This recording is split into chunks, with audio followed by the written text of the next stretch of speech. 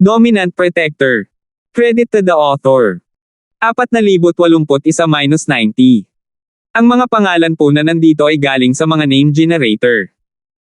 Kaya kung meron man pagkakatulad sa mga pangalan ng totoong tao o lugar, ito ay tunay na hindi sinasadya.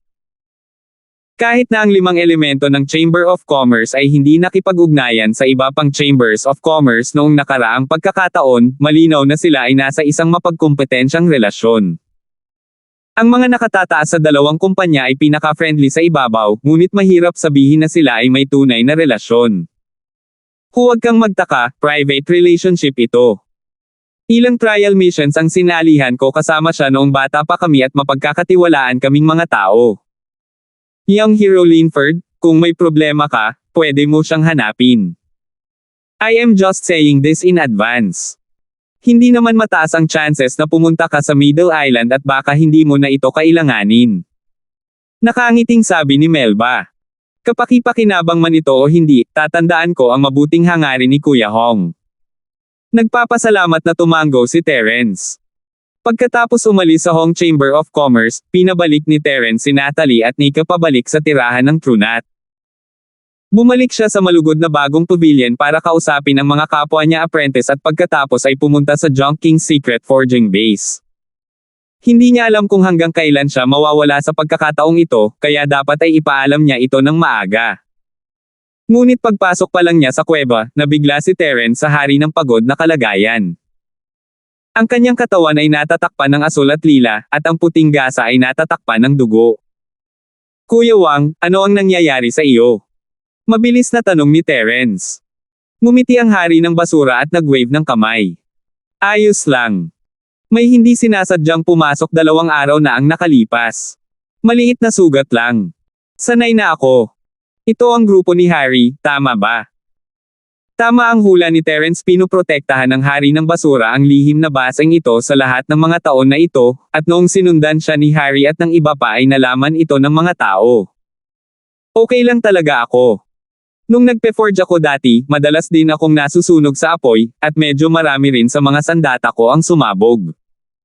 Pero yung Harry na binanggit mo, medyo kakaiba ang mga galaw niya. Wala pa akong nakikitang gumamit ng peel fire bilang combat move dati, at medyo malakas ito. Pero ayos lang, magiging okay din ako pagkatapos ng ilang araw na pahingahan. Dapat peel fire bomb ang galaw na iyon. Kasalanan ko ang lahat. I'm really sorry for getting you injured, Kuya Wang. Paumanhin ni Terence. Masyado siyang abala sa pakikipaglaro sa Natalie at Nika nitong mga araw at hindi pinansin ang hari ng junk. Hindi niya inaasahan na mangyayari ito. Sa pamamagitan nito, natagpuan ni Terence ang hari ng basura at inilagay ang palad sa kanyang likod, ipinadala ang sining ng kanyang practitioner upang pagalingin siya. Kuya Linford, anong ginagawa mo? Naramdaman ng mainit na chi mula sa palad ni Terence, nagulat ang hari ng basura. Nakaramdam siya ng kaginhawaan at nalaman niyang nagsimulang makati ang lahat ng sugat sa kanyang katawan. Ito ay tanda ng pagpapagaling sa sarili. Pagkaraan ng ilang sandali, binawi ni Terence ang kanyang chi. Kuya Wang, ano ang nararamdaman mo ngayon?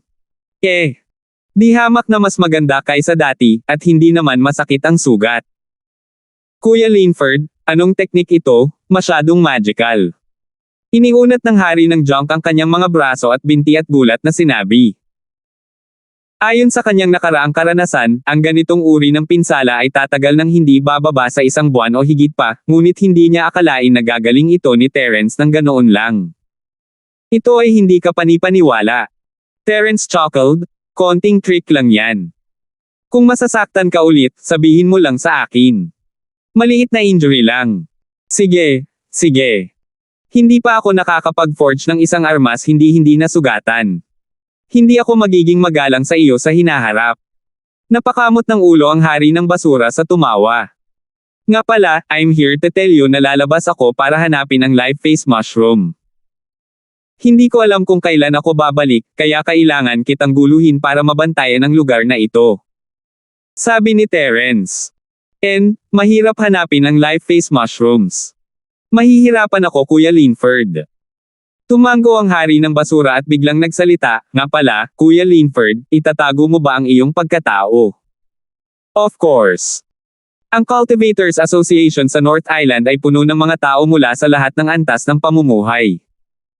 Hindi ako makakapunta doon bilang isang bagong miyembro ng Welcome Pavilion. It would be too eye-catching. Tumango si Terence. Kung ganoon, Kuya Linford, hindi mo na magagamit yung 1,000 thread mask na yan. Tutal marami naman ang nakakaalam nito. Kahit suotin mo, mahirap ay garantiya na hindi malalaman ng mga tao. Bakit hindi ko ay modify para sa iyo? Iminungkahi ng hari ng junk. Modify the 1,000 thread mask. Napakurap si Terence, naalala na binanggit ng hari ng junk na alam niya kung paano gumawa ng ganitong uri ng maskara. Tama. Bagamat kailangan ng maraming pagsisikap para i-cast ang bagay na ito, napakadali pa ring baguhin ang hitsura nito. Ano na? Kinuha ng Water Drop King ang maskara mula kay Terence at nagtanong. By the way, Kuya Linford, anong gusto mong gawin? Kung ganoon nga ang kaso, kailangan kitang guluhin para gawin akong isang mukhang magaspang na martial artist, sabi ni Terence pagkatapos ng ilang pag-iisip. Sa martial world, bilang karagdagan sa malakas na lakas, ang hitsura ay isang napakakapakipakinabang na sandata sa maraming mga kaso. Halimbawa, ang isang mukhang magaspang na martial artist ay mas madaling pagkatiwalaan dahil sa kanyang naisip na paniwala. Siyempre, mas madali rin para sa kanya na murahin siya ng mga taong may lihim na motibo, at pagkatapos ay maaari siyang magpanggap na baboy para kumain ng tigre.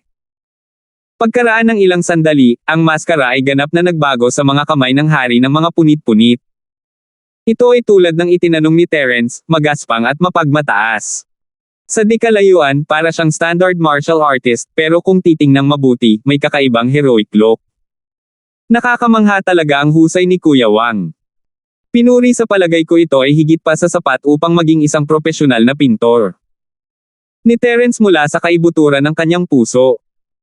Ito ay isang himala na siya ay maaaring gumawa ng tulad ng isang matingkad na hitsura sa pamamagitan lamang ng ilang simpleng stroke.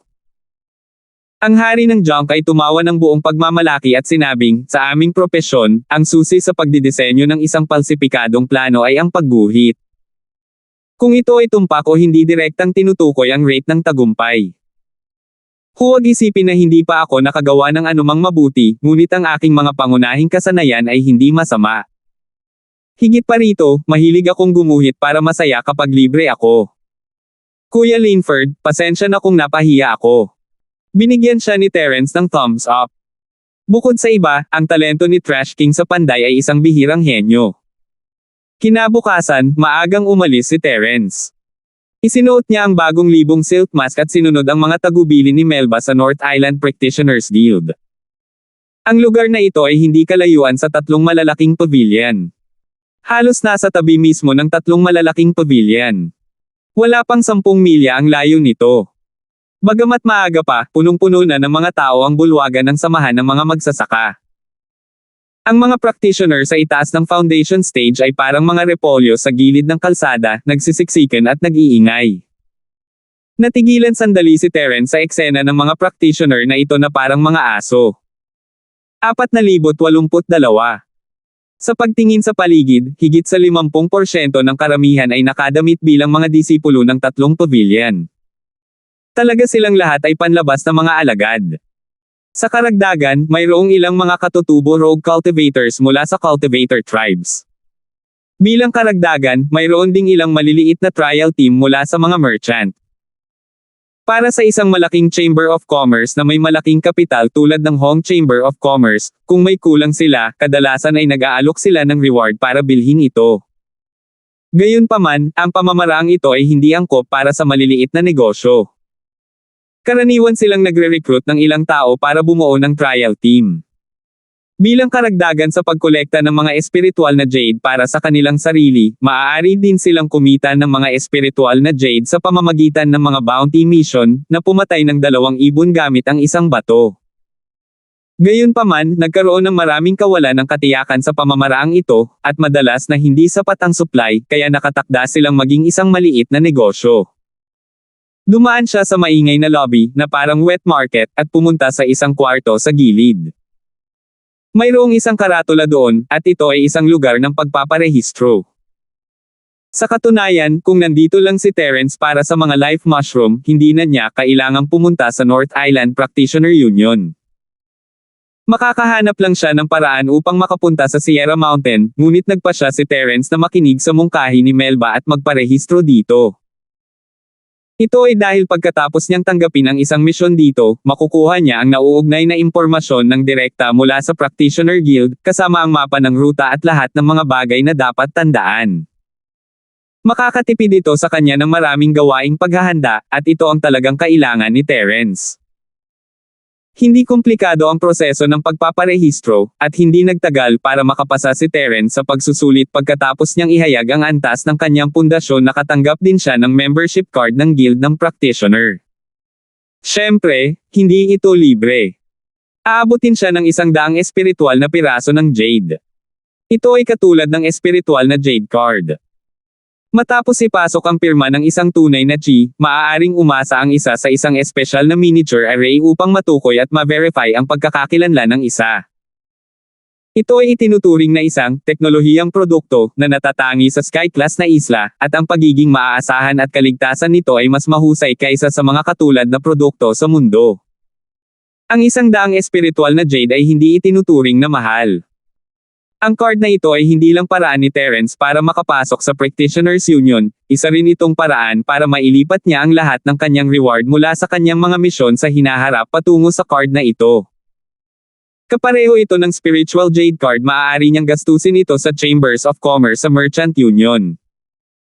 Ang kasalukuyang hitsura ni Terence, sa kabilang banda, ay may pangalang Terence Ford na nakadisplay sa card. Matapos makuha ang membership card, ang susunod na hakbang ni Terence ay ang pagtanggap ng mga misyon. Hinati ng Practitioners Guild ang mga misyon sa 2 lugar, Golden Core at Foundation. Ang mga miyembro ng Golden Core Stage ay may sariling mga pribadong silid kung saan matatapos nila ang kanilang mga misyon.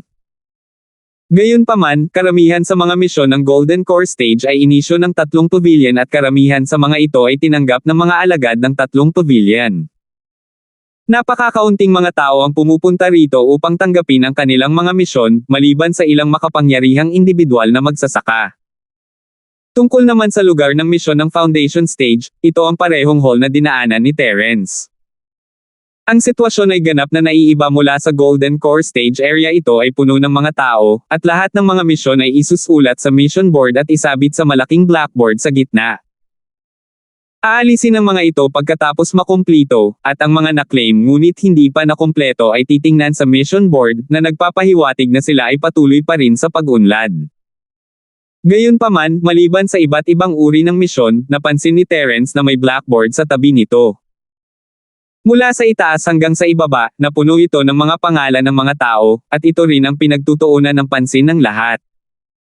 Expert ranking ng North Island. Hindi maiwasan ni Terence na medyo magulat sa mga gintong salita sa itaas. Ang pangalan ng listahan ay hindi maliit. Sa lahat ang Practitioners Union ay nag-claim na kasama ang lahat ng mga practitioner sa North Island. Hindi kaya nasa listahan ang lahat ng mahiwagang Supermasters. Naisip ni Terence na kung ganoon nga ang kaso, talagang kailangan niyang tingnan itong mabuti, kailangan pa niyang kabisaduhin ito, at least may backup na plano siya kung magkakaroon siya ng anumang salungatan sa iba sa hinaharap. Gayunpaman, agad na tinanggihan ni Terence ang posibilidad na ito matapos itong tingnan ng may pag-asa. Simple lang ang dahilan, wala sa listahan ang mga nakatataas sa 3 pavilion, at wala rin doon si Julius. Kahit ang Pavilion Master, si Truett, ay wala sa listahan. Hindi magiging kakaiba kung hindi si Truett ang numero 1 Master sa North Island. Gayunpaman, magiging katawa-tawa kung hindi man lang makapasok ang Truett sa tinatawag na listahan ng ranking ng North Island's Masters. Napagtanto lamang ni Terence pagkatapos tingnan ang paglalarawan ng ranking. Ang North Island Master ranking ay isang gimmick lamang. Sa mahigpit na pagsasalita, ito ay isang ranggo lamang ng mga puntos ng kontribusyon, hindi lakas. Dagdag pa, para lang ito sa Foundation Stage, at hindi kasama ang mga practitioner na nasa itaas ng Golden Core Stage.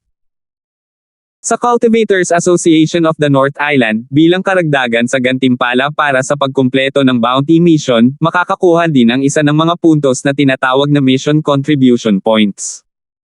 Ang mas maraming bounty mission ay natapos, mas mataas ang mga puntos, at mas mataas ang rango. Mukhang ang listahan ng rango na ito ay hindi ganap na walang reference na halaga. Kinurot ni Terence ang kanyang baba, malalim ang iniisip. Bagamat ang rango ay nakabatay sa mga punto ng kontribusyon ng gawain at hindi isang mas madaling maunawaan na pagsusuri ng lakas, ang North Island Cultivators Association ay pangunahing nakatuon sa mga gawaing pabuya. Ang rate ng pagkumpleto ng gawain ay nagawang ipakita ang lakas sa isang malaking lawak.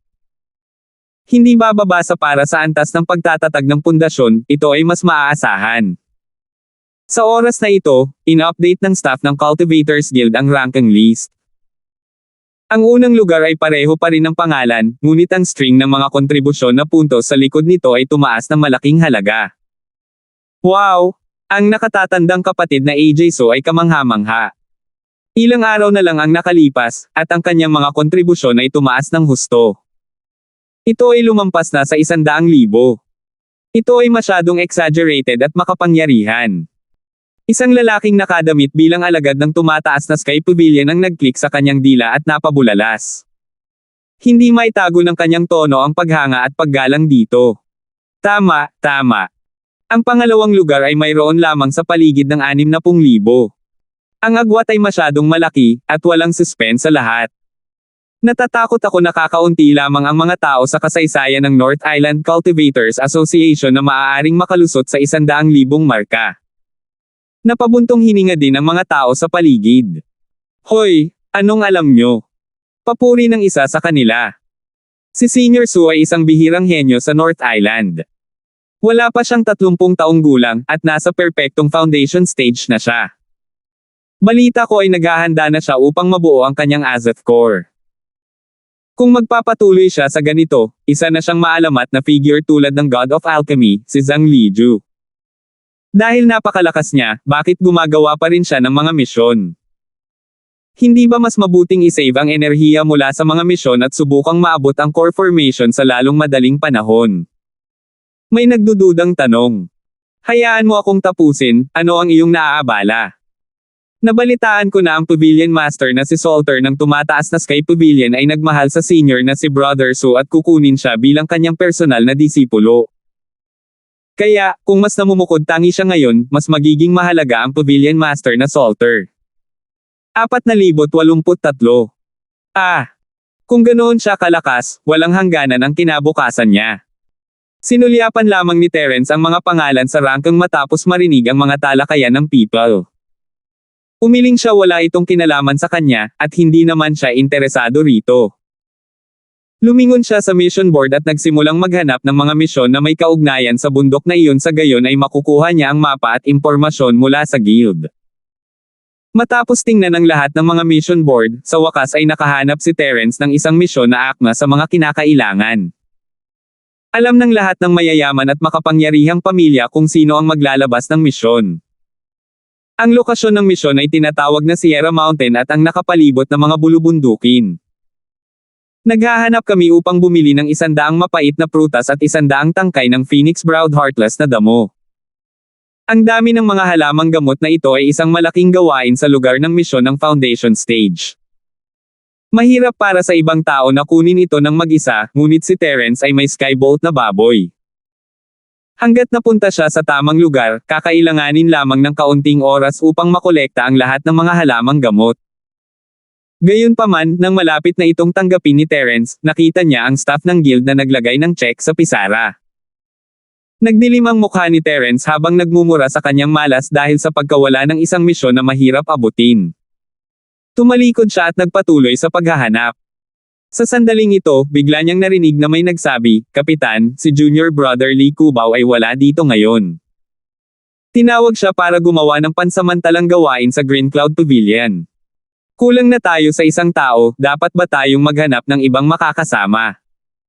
Ang tinawag niyang team leader ay isang babaeng nakamaskara. Tumanggo siya bilang pagsang-ayon at sinabing, "Mabuti rin iyan. Hindi tayo maaaring umasa na lamang sa ating tatlo na mangolekta ng napakaraming espiritual na damo mula sa Sierra Mountain." Bumilis ang tibok ng puso ni Terence habang lumalapit sa kanila at bumulong sa sarili, "Gabi na, bakit hindi pa dumarating ang matanda?" Hindi ko kayang gumawa ng kahit anong gawain ng mag-isa. Napunta ako dito ng walang kabuluhan. Ang taong ito ay talagang hindi mapagkakatiwalaan. Gaya ng inaasahan, dama po ang tingin ng mga lalaki kay Terence pagkatapos magpalitan ng tingin. May pakiramdam ng pagsisiyasat sa kanilang mga mata, at lahat sila ay tumango bilang maluwag matapos makita na si Terence ay may magaspang na mukha at isang tipikal na martial artist. Lumapit ang babaeng nakamaskara kay Terence at sinabing, "Kuya, narinig ko lang ang iyong mga salita. Gusto mo rin bang magmisyon?" Nakita ni Terence na kinuha niya ang pain at tuwang-tuwa siya. Mabilis siyang tumango, "Oo, orihinal na napag-usapan ko ang aking mga kasama na magsama-sama, ngunit ang taong ito ay madalas na nagkakaproblema. Mukhang hindi ako makakapunta this time. Sumasakit ang ulo ko. Nagkataon lang iyon. Kakatanggap lang ng team namin ng misyon na mangolekta ng mga spiritual herbs sa Mount Chanwu. Kapos na kami sa member. Gusto mo bang sumama sa amin?" Agad namang nag-extend ng olive branch ang babaeng nakamaskara. "Sumali sa team mo." Nagkunwaring nag-alinlangan si Terence bago sumagot, "Mabuti naman. Naiinip pa rin ako. Yun ang iniisip ko." Mula sa kanyang mga obserbasyon kanina, napansin ni Terence na maraming tao sa hall na ito ang gumagawa ng mga misyon sa mga grupo, tulad ng maliit na team na ito sa kanyang harapan. Ang pinuno ay ang pinuno, at ang iba ay ang suporta, nagtutulungan. Kung ikukumpara, bagamat may mga trial takers na nagmimisyon ng mag-isa, hindi marami sa kanila. Pagkatapos ng lahat, ang mataas na kita ay nangangahulugan ng mataas na panganib. Ang kahirapan ng mga bounty mission na inilabas ng malalaking chambers of commerce ay hindi mababa. Imposibleng isang tao ang makakumpleto sa kanila. Sa karamihan, maaari lamang silang gumawa ng ilang maliliit na misyon na hindi ayon sa pamantayan. Kung sila ay tatanggap ng isang misyon sa anyo ng isang koponan, ang mga puntos ng kontribusyon pagkatapos makumplito ang misyon ay pag-aari ng pinuno ng pangkat. Kung tungkol sa gantimpala na nakuha, ito ay ibabahagi ng hiwalay. Ang paraan ng pamamahagi ay iba para sa bawat koponan, na ang ilan ay mas marami at ang ilan ay mas kaunti.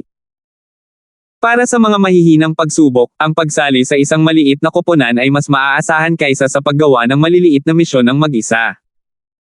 Hindi bababasa, sa mga tuntunin ng mga pagbabalik, ito ay mas mataas sa huli. Natuwa ang babaeng nakamaskara nang marinig ang mabilis na pagsang-ayon ni Terence, "Maganda iyan. Hayaan akong magpakilala. Ang pangalan ko ay Minerva Fuller, ang pinuno ng trial team na ito. Kasalukuyan akong nasa huling yugto ng Foundation Building Realm."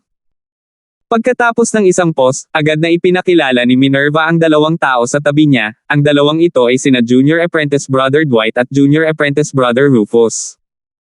Pareho silang mid-stage Foundation Establishment cultivators. Tayong tatlo ay mga disipulo ng Green Cloud Pavilion.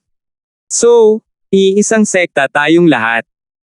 Tumango si Terence sa kanyang sarili, ngunit naglagay ng isang matapang na harapan habang kinukupkup niya ang kanyang mga kamay. "Ang pangalan ko ay Terence Ford, hindi ako kaanib, mangyaring alagaan mo ako." Sa ilalim ng normal na mga pangyayari, ang lahat ay magpapakita ng kanilang lakas kapag sila ay nagtutulungan, dahil ito ang pangunahing pundasyon ng pakikipagtulungan. Gayunpaman, hindi ito sinabi ni Terence, kaya walang masyadong pakialam si Minerva at ang iba pa. Akala nila ay hindi mataas ang lakas ni Terence at hindi ito may kukumpara sa kanilang tatlo, kaya nahihiya silang sabihin iyon. Ngunit kahit na walang sinabi si Terence, makumpirma man lang nila ang isang bagay, ang Terence Ford na ito nakakakilala pa lang nila ay isang foundation stage practitioner, walang duda tungkol dito. Kung hindi, hindi siya magiging miyembro kung hindi siya nakapasa sa pagsusulit. Ito ay hindi isang mapanganib na misyon tulad ng pakikipaglaban sa isang malakas na espiritong hayop, kung tutuusin ito ay nangongolekta lamang ng mga halamang gamot.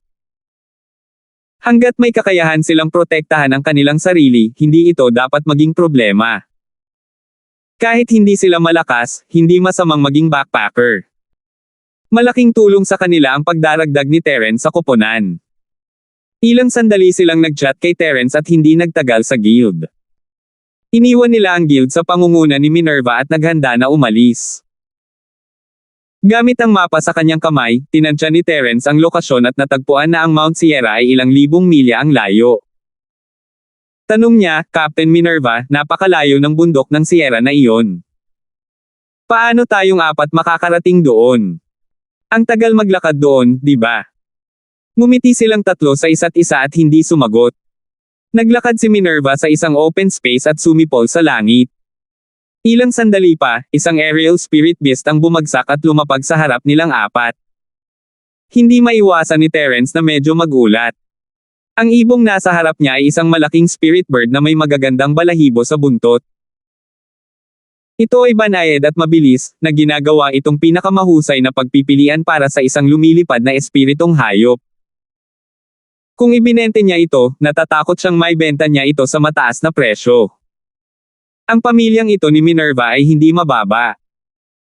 Kahit na ang mga tao tulad ng Southern Heaven Gate ay walang sariling lumilipad na espiritong hayop. Gayunpaman, si Minerva, isang alagad lamang ng Green Cloud Pavilion, ay may isa. Maliwanag na hindi walang dahilan na si Dwight at ang iba pa ay handang sundan siya. Siyempre, ang isa pang posibilidad ay hindi maitatapon. Iyon ay, si Minerva ay nagngangalit ang kanyang mga ngipin at gumastos ng maraming pera upang bilhin ang malaking espiritual na ibong ito para sa kaginhawaan ng pagkumpleto ng bounty mission. Nakangiting paliwanag ni Minerva nang makita ang sorpresa ni Terence, Brother Terence Ford, hindi mo kailangang maghinala. Ang espiritual na ibong ito ay pinaamo ko noong pagsubok noong ako ay baguhan pa sa malugod na bagong pavilion. Ito ay sumusunod sa akin mula noon. 4,084. Nakikita ko. Tumango si Terence makatuwiran na ngayon. Ang Butterfly Queen na pinaamo ni Bella ay isang aerial spirit beast, ngunit hindi ito angkop para sa long-distance riding. Kung ikukumpara sa iba pang lumilipad na espiritong hayop na karaniwang ginagamit ng tatlong pavilion at ng kamara ng komersyo, ang spirit bird na ito ay hindi maliit. Pagkasakay nilang apat ay hindi pa rin sila masikip. Pagkatapos ng pag-alis, ito ay lubos na matatag, at maaari pa silang magnilay at maglinang. Pagkaalis ng espiritong ibon ay walang magawa ang apat kaya't nagkwentuhan sila para magpalipas ng oras at mas makilala pa ang isa't isa. Pagkatapos ng lahat, si Terence ay isang bagong miyembro, at kapag mas kilala nila ang isa't isa, mas naiintindihan nila ang isa't isa, at mas mahusay ang kanilang pagtutulungan. Pagkaraan ng ilang salita, biglang sinabi ni Terence, Captain Minerva, medyo nalilito ako at hindi ko alam kung dapat kong itanong. Siyempre, kung hindi komportable, ayos lang. Curious lang ako. Oh. Dahil lahat tayo ay nasa iisang koponan, kailangan nating maging tapat sa isa't isa. Kapatid na Terence Ford, kung mayroon kang anumang mga katanungan, huwag mag-atubiling magtanong sa akin. Talagang sasabihin ko sa iyo ang lahat ng nalalaman ko. Masiglang sabi ni Minerva. Okay, then forgive me for being presumptuous. Captain Minerva, sinabi mo lang na ang tatlo sa iyo ay mga alagad ng Green Cloud Pavilion, ngunit sa pagkakaalam ko, ang tatlong malalaking pavilion ay hindi tumatanggap ng mga babaeng disipulo, di ba? At saka, bakit tinakpan ni Captain Minerva ang mukha niya? Nagtataka na tanong ni Terence. Mahigit kalahating taon na siyang nasa Welcome Pavilion. Maliban kay Bella, na isang espesyal na kaso, wala pa siyang narinig na babaeng disipulo sa Green Cloud Pavilion. Kung bakit niya tinakpan ang kanyang mukha, may mga haka-haka siya sa kanyang puso. Ang babaeng ito ay maaaring napakaganda tulad ng isang diwata o sobrang pangit. Sa anumang kaso, sa alinmang paraan, madaling magdulot ng gulo.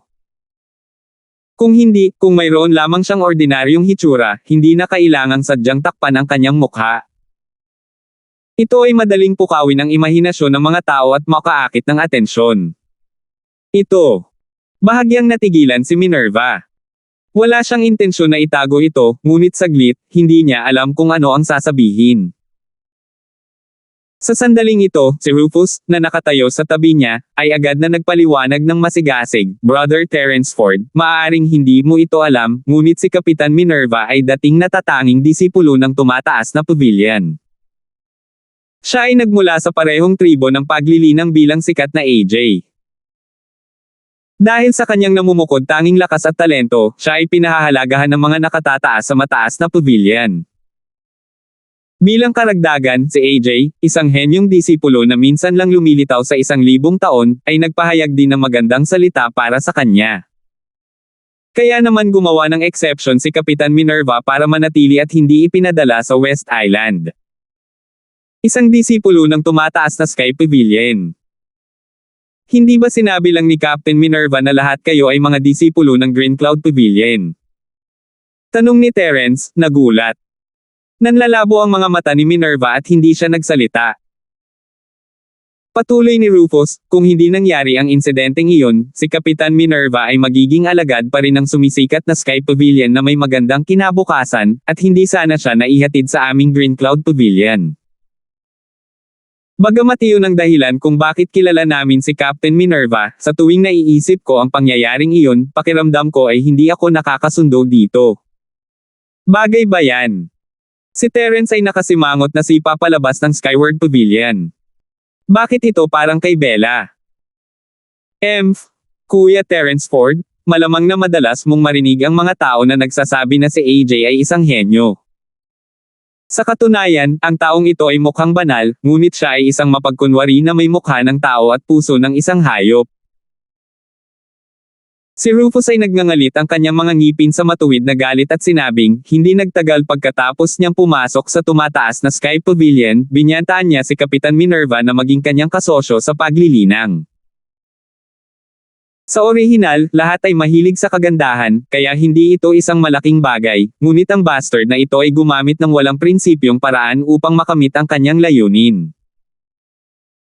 Sa huli, si Kapitan Minerva ay pinilit na tumama sa kanyang ulo na parang lobo na ngayon, at ang ulo ni tao ngayon ay napilitang tumama sa kanyang sarili.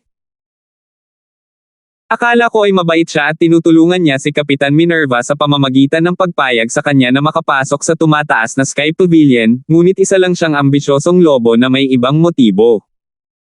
Kung ganoon, si AJ ay talagang isang hamak na may mukha ng tao at pusong hayop. Sa wakas ay naunawaan ni Terence kung bakit kailangang takpan ni Minerva ang kanyang mukha. Naawa siya sa kanya. Kung iisipin, kung magagahasa ni Linden, isang nangungunang young master ng Soaring Pavilion, si Natalie, masasabing siya ay kapareho ni AJ. Ang tumataas na pavilion ay mukhang maliwanag at maganda sa paningin ng mundo, ngunit sa loob, ito ay isang tumpok lamang ng dumi. Ang itaas na sinag ay hindi tuwid, ang ibabang sinag ay baluktot. Gayunpaman, ang malalakas ay nabiktima ng mahihina, ito ang likas na katangian ng mundo ng pagsasanay. Kung walang sapat na lakas si Terence, matagal na siyang tinapakan ni Meng Juguang at ng kanyang hanggang sa mamatay. Hindi ba nakialam ang law enforcement hall sa usaping ito? Hindi ba nagtanong si Pavilion Master Salter ng tumataas na Sky Pavilion? Tanong ni Terence. Hindi matiyak ni Terence ang tungkol sa iba, ngunit pagkatapos ng ilang pakikipag-ugnayan, nagtiwala siya sa karakter ni Truett. Gaano man katalino si AJ, naniniwala siya na hindi magtatakpan ni Truett ang isang bagay na napakasama para lang mahalin ang isang talento. Kuya Terence Ford, ikaw ay isang itinerant cultivator mula sa labas ng mundo, ngunit mukhang marami kang alam tungkol sa tatlong pavilion. Si Rufus at ang iba ay tumingin kay Terence nang may pagtataka, ngunit hindi nila ito isinasapuso. Maraming sectless practitioner ang gustong sumali sa tatlong pavilion, at normal lang sa kanila na bigyang pansin ang tatlong pavilion. Bumantong hininga si Rufus at sinabing, ang law enforcement hall ay talagang kasali sa bagay na iyon. Gayunpaman, si AJ, ang bastard na iyon, ay pumunta sa law enforcement hall at napakabilis na pinalaya. Napagpasyahan ng law enforcement hall na walang sapat na ebidensya. Ang pinaka-nakakagalit ay inakusahan pa ng bastard si Kapitan Minerva ng pag-frame sa kanya. Ito ay para lamang sa isang walang kwentang master at salter. Araw-araw na wala siyang oras para pakialaman ang gayong walang kwentang bagay, sinasabi na ang kasong ito ay inilipat sa law enforcement hall ng pangalawang senior na kapatid na si Linden, ang manager ng tumatayog na Sky Pavilion. Sa palagay ko ay hindi ito narinig. Linden na naman. Maging si Terence, na isang tagalabas, ay hindi maiwasang magalit. Hindi tama ang puso ni Linden.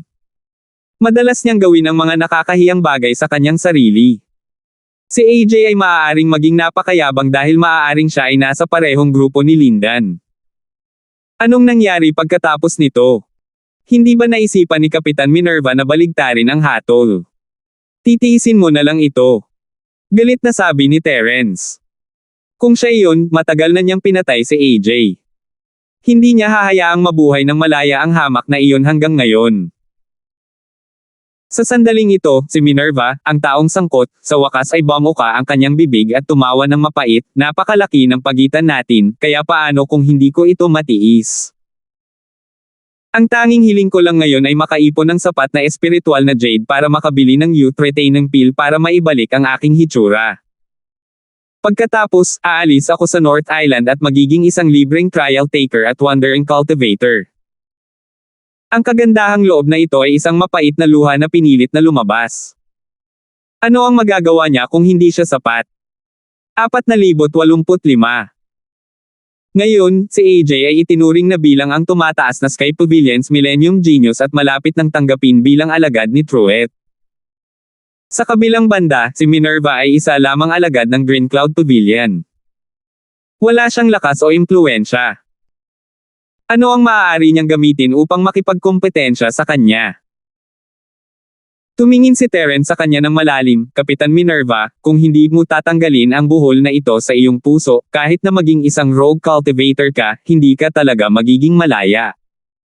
Siguro, pero ano pa bang magagawa ko? Walang magawang umiling si Minerva at agad na iniba ang paksa.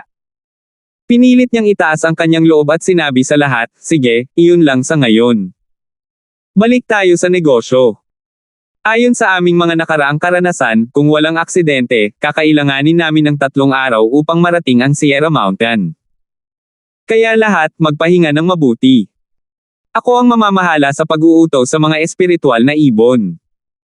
Kung makatagpo tayo ng anumang panganib, ipapaalam ko sa iyo.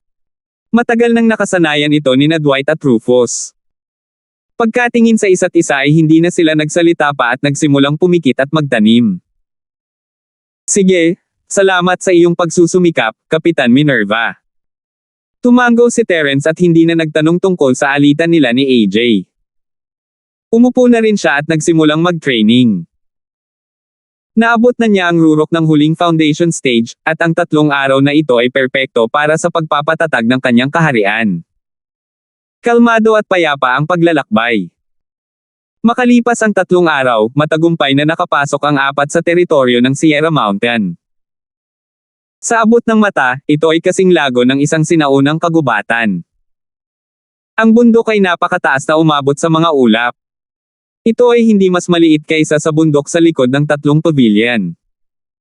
Nakakatakot ang misteryoso at makapangyarihang aura na ipinalabas nito. Kinokontrol ni Minerva ang espiritual na ibon at lumapag sa isang bukas na espasyo sa gilid. Matapos turuan ng espiritual na ibon na lumipad muli, pinaalalahanan niya si Terence at ang dalawa pa, lahat, mag-ingat. Bagamat nasa periphery lang tayo, hindi natin maaalis ang posibilidad na makatagpo tayo ng isang makapangyarihang espiritong hayop. Kung tayo ay pabaya, maaari tayong magbayad ng ating buhay. Naiintindihan mo ba? Naiintindihan. Sabay-sabay na sagot ni Terence at ng dalawa pa. Sige, magsisimula na akong mag-assign ng mga gawain. Si Junior Brother Dwight ang mamamahala sa pagbabantay at pagbabantay. Ako na ang bahala sa pagpigil sa mga spirit beast sa malapit. Kung tungkol kay Kuya Terence Ford, susundan mo si Junior Brother Rufus para mangolekta ng mga spirit herbs. Utos ni Minerva. Dibisyon ng paggawa at kooperasyon, ito ang kakanyahan ng isang maliit na pangkat ng mga magsasaka. Ang mas maraming espiritual na halamang gamot, mas maraming espiritual na hayop ang mayroon. Kung walang partikular na responsable para sa pagbabantay at pagpigil sa kanila, sa ganitong uri ng mapanganib na lugar, ang padalos-dalos na pagkolekta ng mga espiritual na damo ay simpleng pagliligaw ng kamatayan. Tanging sa taos-pusong kooperasyon sa pagitan ng ilang mga tao maaari nilang makolekta ang mga espiritual na halamang gamot at ligtas na umatras. Bilang pinuno ng pangkat, napakabigat ng mga salita ni Minerva. Walang pagtutol ang 3 at agad na naging abala. Upang maiwasan ang paghihinala, hindi kaagad umalis si Terence. Sinundan niya sila at seryosong natapos ang misyon. Ang bundok ng Sierra ay isang kakaibang kapaligiran na may dalawang panig na nakaharap sa dagat at dalawang gilid na nakaharap sa mga bundok. Kasabay ng katotohanan na hindi ito naa-access ng mga tao, lumikha ito ng isang napakayaman na mapagkukunan ng espiritual na gamot. Ang kayamanan ay natagpuan sa panganib. Ito ang dahilan kung bakit maraming mga pagsubok ang handang makipagsapalaran sa kabila ng alam nilang ito ay lubhang mapanganib. Sa pagtutulungan, iniwasan nila ang mga mapanganib na lugar kung saan nagtitipon ang mga espiritong hayop. Ang unang araw ay walang kaganapan, at ang tungkulin ni Terence ay dalhin ang mga halamang gamot at hukayin ang mga ito nang walang anumang kasanayan. Gayunpaman, hindi siya nagreklamo. Si Minerva at ang iba ay ilang beses nang nakapunta sa Mount Sierra at pamilyar sa lugar. Mas mabilis na makikilala ni Terence ang kanyang sarili sa paligid sa pamamagitan ng pagsunod sa kanila. Kinabukasan, pagkatapos lumiwanag ang langit, nagpatuloy ang apat sa kanilang trabaho. Naisip ni Terence na ang mga bagay ay magpapatuloy na mapayapa tulad ng dati, ngunit si Dwight, na nakabantay sa tuktok ng puno, ay nagdala sa kanila ng hindi inaasahang balita. Mayroong espiritual na hardin ng damo sa unahan ng 10 milya. Sa isang magaspang na pagtatansya, dapat mayroong kahit 100 espiritual na damo doon. Tinipon ni Dwight ang lahat at ibinahagi ang balita. Agad na tuwang-tuwa ang lahat. Ang isang espiritual na herb bush na may higit sa 100 tangkay ay isang bihirang kayamanan. Hanggat maaari nilang matagumpay na makolekta ito, marahil ang misyon na ito ay matatapos ng kalahati ng maaga. Kung gayon, may nadiskubre ka bang makapangyarihang mga espiritong hayop? Bagamat masaya si Minerva, hindi niya ito hinayaang pumasok sa kanyang ulo. Umiling si Dwight at sinabing, hindi pa. Ayon sa mga nakaraang karanasan, tiyak na may mga espiritong hayop sa paligid. Gayunpaman, hindi dapat marami. Sa karamihan, magkakaroon ng 1 o 2. Marahil ay lumabas na sila para magpatrolya sa teritoryo sa panahong ito.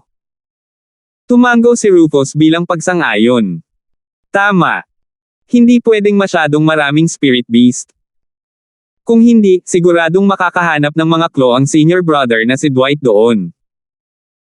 Kung 1 o 2 lang ang spirit beast, 1 lang itong spirit herb na inihatid sa pinto. Captain Minerva. Nang makitang lahat sila ay nakatingin sa kanya ng may pag-asa, si Minerva ay hindi nag-atubili na masyadong matagal. Agad siyang nagpasya, mabuti, ito ay isang pagkakataon na hindi maaaring palampasin. Dahil na-encounter na natin ito, magsugal tayo. Junior Brother Dwight, lalapit ka mula sa itaas at maingat na susubaybayan ang bawat paggalaw sa paligid. Junior Brother Rufus at kapatid na Terence Ford, pumunta kayong dalawa at kolektahin ang mga spirit herbs. Ako ay magbabantay para sa iyo at maglalaman ng anumang mga espiritong hayop na maaaring lumitaw. Sige. Ang iilan sa kanila ay sabay-sabay na umamin sa utos at nagsimulang kumilos ng walang salita. Sinundan ni Terence si Rufus at mabilis na lumapit sa locus yung itinuro ng haliging kahoy. Ang dahilan kung bakit naghinala si Terence ay wala silang nakita kahit isang ordinaryong mabangis na hayop, lalo pa ang isang makapangyarihang espiritong hayop. Ito ay isang kakaibang sitwasyon. Kung si Terence ay kikilos mag-isa, malamang na makakahanap siya ng isang lugar na may malawak na tanawin at magmamasid muna, dahil sa kanyang pagiging maingat. Ngunit ito ay isang maliit na operasyon ng koponan, at si Terence ay isang tagalabas lamang na sumali sa huling minuto. Wala siyang karapatang magsalita, kaya't maaari lamang niyang itaas ang kanyang bantay at sundan sila. Hindi nagtagal, dumating sina Rufus at Terence sa hardin ng halamanan. Tumingin sila sa paligid at nakita ang lahat ng uri ng mataas na kalidad na mga halamang gamot sa lahat ng dako. Para silang mga libreng repolyo. Kuya Terence Ford, mayaman na tayo. Hindi napigilan ni Rufus na mapalunok. Hanggat nakolekta niya ang lahat ng mga espiritual na halamang ito, kahit na hindi niya makumplito ang bounty mission, maaari pa rin niyang ibenta ang mga ito nang hindi bababa sa 1,000 espiritual na jade. Kung hinati niya ang mga ito ng pantay-pantay, makakakuha siya ng hindi bababa sa 2 o 300 espiritual na jade. Iyon ay isang malaking halaga ng pera. Sa pamamagitan nito, sinimulan ni Rufus ang pagkolekta ng mga halamang gamot. Si Terence, sa kabilang banda, ay hindi naiinip gaya niya. Lumingon siya at tumingin sa paligid. Bigla na lang, isang kakaibang hitsura na puno ng prutas ang nakakuha ng atensyon ni Terence. Ang puno ng prutas ay kasing taas lamang ng isang tao, at sa masukal na kagubatan na ito ng mga dambuhalang puno na daan-daang talampakan ang taas, ito ay sadyang hindi mahalata. Bukod dito, ang puno ng kahoy ay hubog, at hindi alam kung ito ay dahil hindi ito sumipsip ng sikat ng araw sa loob ng maraming taon kaya ito ay lumago ng napakadistorbo. 4,086. Ito ay isang bagay para sa puno na naging deformed, ngunit ang talagang nakatawag ng pansin ni Terence ay ang 5 gininto ang parang ubod na prutas sa tuktok ng puno. Kahit sa ilalim ng lilam, kumikinang sila sa isang nakakatakot na liwanag. Kuya Terence Ford, ano ang ginagawa mo? Bilasan mo at pumitas ng mga halamang gamot. Bagamat may nakabantay tayong nakatatandang kapatid na si Chen at si Kapitan Minerva na namamahala sa pagpigil sa mga espiritong halimaw, kailangan pa rin nating kumilos ng mabilis. Kung mapuko natin ang ilang makapangyarihang espiritong hayop, kung gayon ang lahat ng ating pagsisikap ay magiging walang kabuluhan. Napansin ni Rufus na natulala si Terence at agad siyang hinimok. Gayunpaman, nang mapansin niya ang kakaibang punong tinitingnan ni Terence, siya ay natigilan din, hindi maigalaw ang kanyang mga mata sa mahabang panahon. Pagkaraan ng mahabang panahon, napabuntong hininga si Rufus at nag-react. Itinuro niya ang 5 nagniningning na prutas sa puno at nauutil, ito. Ito kaya ang maalamat na wando. Gintong punong prutas. Wando golden core fruit. Napakurap si Terence. Hindi pa niya narinig ang pangalang ito dati, ngunit sa paghusga mula sa ekspresyon ni Rufus, ito ay tiyak na isang uri ng high-level spirit herb. Napansin ni Dwight na siyang namamahala sa pagsubaybay sa sitwasyon, ang kakaibang pag-uugali ng dalawa. Isang kakaibang tingin ang bumungad sa kanyang mga mata at agad siyang tumalon pababa ng puno. Gayunpaman, nang ang kanyang mga mata ay nahulog sa 5 prutas, ang kanyang kasakiman ay maliwanag pa rin. Pagkatapos noon, napansin ni Minerva, na gumagala, na may mali at lumapit sa kanilang tatlo. Nang makita niya ang 5 prutas na parang gininto ang core, nanlamig din ang katawan niya na parang tinamaan ng kidlat. Wando golden core fruit. Ito ba talaga ang Wando golden core fruit? Junior Brother Rufus, naalala ko na matagal ka ng probationary sa Spirit Medicine Nursery, sigurado ka? Hindi makapaniwalang sabi ni Minerva. Captain Minerva, masisiguro ko sa aking ulo na ang 5 ito ay talagang Wando golden core fruits. Hanggat ang isang golden core stage expert ay kumonsumo sa kanila, direktang mapapalaki nila ang kanilang level ng isang pambihirang espiritual na gamot. Ngunit kapag kinuha ito ng isang peak foundation stage expert, tiyak na mabubuo nila ang kanilang core. Ito ay tunay na isang hindi mabibaylang kayamanan. Napalunok ng laway si Rufus. Sa pagkakataong ito, maging si Terence ay nabigla. Isang Golden Core Master na direktang nag-level up, isang Foundation Peak Master na may 100% success rate sa pagbuo ng core, mayroon talagang ganitong gamot na lumalaban sa langit sa mundo. Pagkaraan ng ilang sandali, pinigilan ni Minerva ang pananabik sa kanyang puso ng may matinding kahirapan at sinabi sa iba, ito ay minsan sa buhay na pagkakataon. Ibahagi natin itong Wando Golden Core Fruits. Sige. Agad namang sumang-ayon sina Dwight at Rufus. Para naman kay Terence, natural na hindi niya ito iniisip. Pero may 5 Wando Golden Core Fruits dito, at 4 lang tayo. Hindi madaling hatiin sila ng pantay-pantay, di ba? Agad na tanong ni Dwight. Sa pagpunta dito, naunawaan na ni Terence na sa koponan ni Minerva, maliban sa mga kontribusyon ng kapitan, ang mga gantimpala ay palaging nahahati ng pantay sa lahat. Sila ay itinuturing na isang napakabait na koponan. Sagot ni Rufus, anong mahirap dyan? Lahat ng nakakakita nito ay nakakakuha ng bahagi. Kaming 4 ay makakakuha ng tig-iisa. Ang dagdag naman, syempre, mapupunta kay Kapitan Minerva. Siya ang nag-aalaga sa amin ng matagal, at siya ang kapitan. Kung sa ibang team, natural lang na mas malaki ang bahagi niya. Ang Rufus na ito ay isang mabait na tao. Okay lang ako dyan, tumango si Terence. Tila nahihirapan si Dwight, ngunit dahil kapwa malinaw na nilinaw ni Rufus at Terence ang kanilang paninindigan, walang saysay na tumutol siya. Tumango lamang siya bilang pagsang-ayon, ngunit ang kanyang mga mata ay napuno ng kadiliman ng isang matagumpay na pamamaraan. Kung ganoon, walang kahihiyan akong kukuha ng isa pang Wando Golden Core Fruit. Pinigilan ni Minerva ang kagalakan sa kanyang puso at agad na nagpahayag, upang makabawi sa pagkalugi ng lahat, hahatiin ko ang aking bahagi sa mga gantimpala para sa misyong ito at sa mga susunod na misyon. Nang matapos silang apat sa kanilang diskusyon, agad nilang pinulot ang 5 Wando Golden Core Fruits at inilagay sa kani-kanilang pouch na walang lihim na pananabik. Sa sandaling ito, nagpadala ng babala si Jade. Namilog ang mga mata ni Terence sa kanyang kasalukuyang mga sentido, malinaw niyang naramdaman ang 5 makapangyarihang espiritong, aura na nagkukumpulan patungo sa kanila mula sa lahat ng direksyon. Sa hitsura nito, ito ay pinag-isipan. Napapaligiran sila. Habang iniisip ni Terence sa kanyang sarili na isa itong bitag, nagsalita ang makamulto, masyado kang nag-iisip, Linford Brat. Hindi ito isang bitag. Sa hitsura nito, tiyak na napag-usapan nila na pupunta lamang sila upang mamites ng Wando Golden Core Fruit kapag ito ay ganap na hinog. Kaya naman naghintay sila sa malapit at nilinis ang lugar. Hindi lang nila inaasahan na aagawin mo ito bago nila gawin. Oh, nakikita ko. Pinagpapawisan si Terence habang nakikinig sa kapahamakan, hindi ito isang bitag. Napag-usapan na ng 5 espiritong hayop kung sino ang makakakuha ng isa, at malamang na kinalkula nila na bawat isa sa kanila ay makakakuha ng isa. Sa kabilang banda, ang grupo ni Terence ay mukhang papasok sa bahay. Gayunpaman, walang first come, first served basis para sa mga kayamanan. Ayon sa batas ng kalikasan, ang malalakas lamang ang makakakuha sa kanila. Walang sino man, maging si Terence o si Minerva, ang madaling sumuko sa Wando Golden Core Fruit. Ang 5 high-rank spirit beasts ay nagalit nang mapagtanto nila na ang Wando Golden Core Fruit na kanilang nilawayway ay ninakaw. Sinisingil nila si Terence at ang iba pa mula sa lahat ng direksyon. Sa oras na ito, maliban kay Terence, ang iba ay hindi napansin.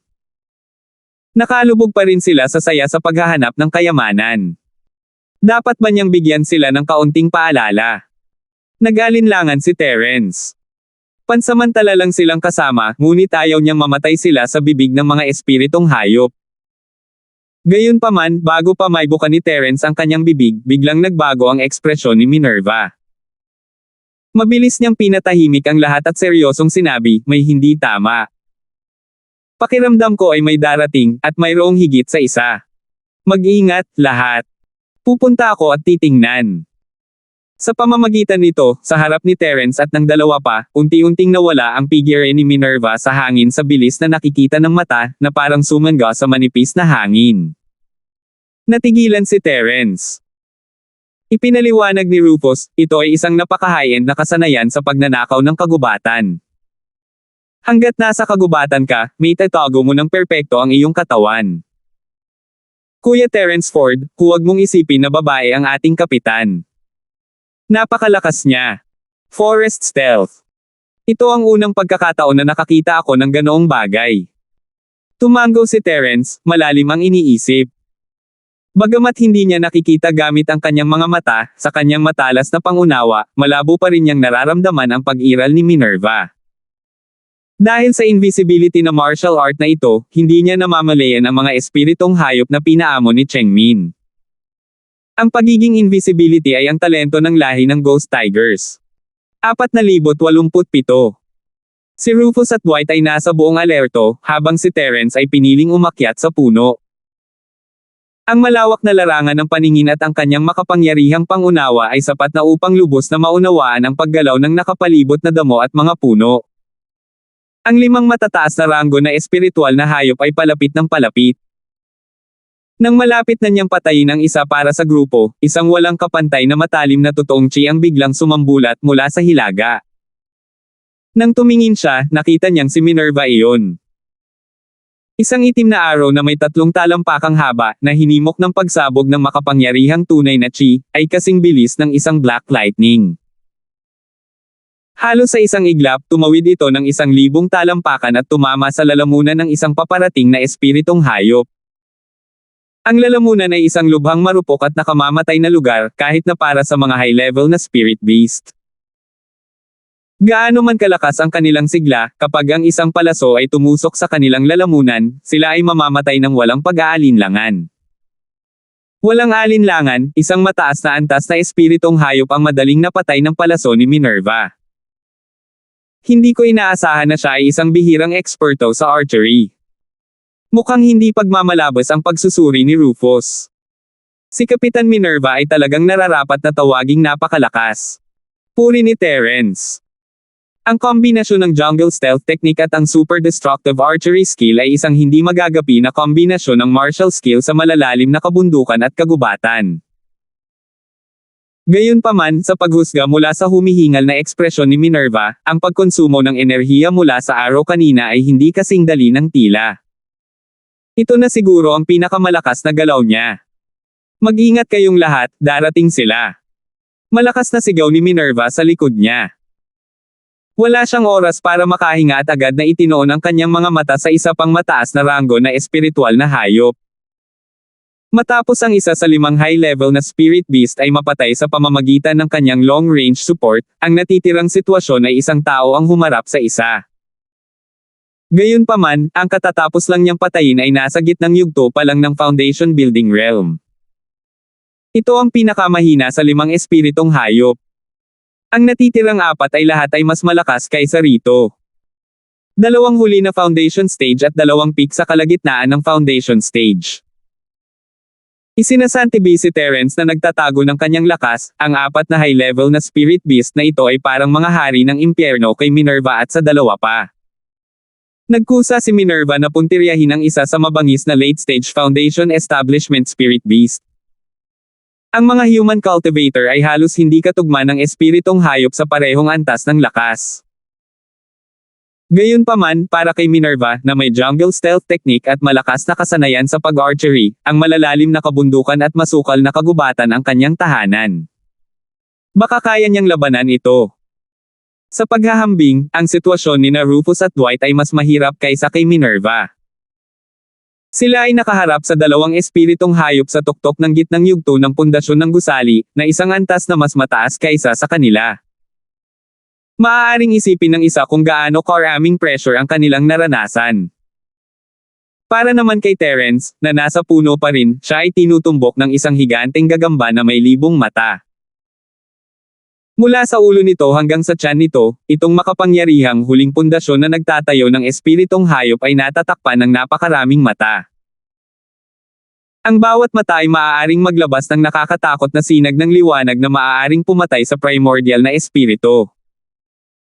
Kasama ang higanteng lambat na mabilis nitong hinabi, isa itong tipikal na mamamatay sa gubat. Matapos ay lock si Terence, hindi kaagad naglunsad ng nakamamatay na pag-atake ang gagamba na may 1000 mata. Sa halip, nagpapadala ito ng isang sinag ng liwanag paminsan-minsan upang paghigpitin si Terence habang umiikot sa paligid niya. Pagkaraan ng ilang sandali, napagtanto ni Terence na siya ay ganap na nakulong sa spiderweb mula sa lahat ng direksyon. Sa di kalayuan, para siyang nakabalot sa isang malaking kakon. Walang paraan palabas, at walang paraan palabas. Shua. Ang matinis na tili ng gagamba na may 1000 mata ay napuno ng hindi maipaliwanag na pagmamalaki. Para dito, si Terence ay isang masarap na pagkain sa mesa, isang tupa na naghihintay na mamatay. Hehe, a mere spider dares to be so arrogant. Mukhang wala ka pa talagang nakikita sa mundo. Ilang taon kang bulag. Tumayo si Terence sa gitna, mahinahong nakangiti. Shua. Naunawaan ng may 1000 mata na gagamba ang panunuyan ni Terence at binuksan ang lahat ng mata nito. Daan-daan at libu-libong mga sinag ng liwanag ang nakipag-ugnay sa isang makapal na sapot ng kamatayan, pinaputukan si Terence. Kasabay nito, ang mga tao sa ibaba ay nasa isang madugong labanan. Bahagyang mas mabuti ang sitwasyon ni Minerva dahil sapat na ang kanyang jungle stealth skill para protektahan siya. Ngunit gayunpaman, sa nakakatakot na instincts ng isang late foundation establishment stage spirit beast, halos mahuli siya nito ng ilang beses. Ilang beses nang nasa panganib si Minerva at nakatakas. Para naman kina Rufus at Dwight, mas miserable ang kanilang sitwasyon. Pareho silang dalubhasa sa Mid-Foundation Establishment Stage, ngunit kinailangan nilang harapin ang two Spirit Beasts sa tuktok ng Mid-Foundation Establishment Stage. Isa lamang itong imposibleng gawain. Sa isang kisap mata, magkasunod na nasugatan ang dalawa. Sa kabutihang palad, ang dalawa sa kanila ay nagkaroon ng tacit understanding at napanatili ang isang defensive na posisyon sa kanilang mga likod laban sa isa't isa. Hindi nila nilalayo na patayin ang dalawang spirit beast, ngunit protektahan lamang ang kanilang sarili. Gayunpaman, ang malapagong na diskarte sa pagtatanggol na ito ay maaari lamang maantala ang mga ito ng ilang sandali. Sa tuwing susugod sa kanila ang mga espiritong hayop, nag-iiwan sila ng sugat sa kanila. Kung magpapatuloy ito, kahit na hindi sila nakagat hanggang sa mamatay ng mga espiritong hayop, ang pagdurugo mula sa mga sugat sa kanilang katawan ay magiging mga tuyong bangkay. Nang makitang lumalala ang sitwasyon, si Minerva, bilang pinuno ng pangkat, sa wakas ay hindi na nang-ahas na mag-antala pa. Kung magpapatuloy ito, lahat ay mamamatay dito ngayon maliban sa kanya. Kaya ko lang kumuha ng panganib at subukan. Si Minerva ay nagngangalit ang kanyang mga ngipin. Pagkatapos ng ilang pagtatagpo, ang kagubatan na Blood Wolf sa tuktok ng huling yugto ng pagtatatag ng Foundation ay nagsimulang umangkop sa kanyang mga taktika. Sa tuwing gusto ni Minerva na itaas ang kanyang kamay para bumaril ng arrow, kahit na ito ay nasa estado ng invisibility, ang Blood Jungle Wolf ay palaging makaka-atres ng isang hakbang ng maaga. Napakahusay din ito sa malaahas na pagtakbo, na ginagawang imposible para kay Minerva na mailock ito at puntiryahin. Si Minerva ay muling pumasok sa stealth mode. Ang dugong lobo ay nagbabantay sa anumang paggalaw sa paligid nito. Bagamat hindi ito katulad ni Terence, na halos kayang makuha ang posisyon ni Minerva sa pamamagitan ng perception, mayroon itong matalas na pangamoy at pandinig na mas mataas kaysa sa tao. Kung hindi sinasadyang natapakan ni Minerva ang anumang bulaklak, ito ay isang nakamamatay na depekto sa harap nito. Bigla, pagkatapos marinig ang malambot na tunog ng damo, ang dugong lobo ay biglang gumalaw. Kung wala itong ganap na pagtitiwala, sa kanyang pasensya at palihim, hinding-hindi ito madaling umatake. Ngunit sa pagkakataong ito, nahawakan na nito ang nakamamatay na kahinaan ng taong kaharap nito. Sa isang iglap, sumuntok ito sa gilid ng malaking puno. Ang kagubatan na Blood Wolf ay direktang kumamaw sa hangin sa tabi nito gamit ang isang napakabangis na matalim na kuko. Gaya ng inaasahan, biglang lumitaw si Minerva mula sa manipis na hangin at pinalipad ng higit sa 10 talampakan ang layo sa pamamagitan ng kuko nito, na dumura ng isang subo ng nakasisilaw na dugo. 4,088. Sa payat na katawan ni Minerva, ang kuko lang na ito ay sapat na upang magdulot ng malubhang pinsala. Gayunpaman, ang dugong lobo ay hindi piniling ituloy. Sa halip, nakatayo ito doon, nakatulala. Isang itim na palaso ang tumusok sa leeg nito. Ilang sandali pa, nahulog sa lupa ang dugong lobo. Matagal itong pumiglas at humagulgol bago ito unti-unting tumigil sa paghinga. Noon lamang nakahinga ng maluwag si Minerva. Kung hindi sila nakipagsapalaran upang akitin ang kabilang partido, sa pagiging tuso na ipinakita ng dugong lobo, mahirap sabihin kung sino ang maaaring tumawa hanggang sa huli. Buti na lang at nauna na siyang nagpahid ng nakamamatay na lason sa palaso. Kung hindi, kahit na matagumpay niyang maisaksak ang palaso sa katawan ng dugong lobo, hindi ito mamamatay sa makapal nitong balat. Matapos patayin ang kagubatan na Blood Wolf sa huling yugto ng pagtatatag ng Foundation, hindi tumigil si Minerva. Hindi man lang siya nakahinga bago siya tumalikod at sumugod sa direksyon ni Rufus at Dwight. Kung magtatagal pa siya, baka mamatay siya. Iyon ang katotohanan. Sa oras na dumating si Minerva, sina Rufus at Dwight ay nasa isang delikadong sitwasyon. Hindi lamang sila natatakpan ng mga sugat, ngunit halos hindi sila makatayo. Sa kabilang banda, ang dalawang spirit beast sa tuktok ng gitnang yugto ng Foundation Building Realm ay buhay pa rin at maayos. Gayunpaman, sa pagdaragdag ng Minerva, ang sitwasyon ay nabaligtad sa isang iglap. Sa mas mababa sa oras na kinakailangan para masunog ang isang insenso, ang dalawang espiritual na hayop sa tuktok ng kalagitnaan ng yugto ng pagtatatag ng foundation ay pinatay ng tatlo sa kanila. Siya ay bumagsak sa lupa sa isang malungkot na estado, humihingal ng husto habang naglalagay ng gamot. Tiningnan ni Rufus ang higanteng kuko na hinabi mula sa spider silk sa itaas ng kanyang ulo at nag-aalalang sinabi, matagal nang nandoon si Brother Terence Ford, may nangyari ba sa kanya? Aakyat ako at titingnan. Walang pakialam si Minerva sa sakit sa buong katawan niya, o sa kaunting pisikal na lakas na natitira sa kanya. Kinagat niya ang kanyang mga ngipin at bumangon, handa nang umakyat sa puno. Mula sa naaalala niya, ang espiritong hayop na nakatitig kay Terence ay isang gagamba na may libong mata. Ito ay isang nakakatakot na espiritong hayop na mas malakas pa kaysa sa mga lobo ng Blood Forest, at si Terence Ford ang pinakamahina sa grupo. Nakaharap sa 1,000 ang mata na gagamba, at pagkatapos ng mahabang panahon, malamang napatay na siya. Alam na alam ni Minerva ang panganib ng pagmamadali. Gayunpaman, kahit na maliit lang ang tsansa na mabuhay, bilang pinuno ng pangkat, hindi niya basta-basta maiiwan si Terence Ford para mamatay. Gayunpaman, nang tumayo si Minerva at umakyat sa puno, tinitigan niya ang higanteng kakon.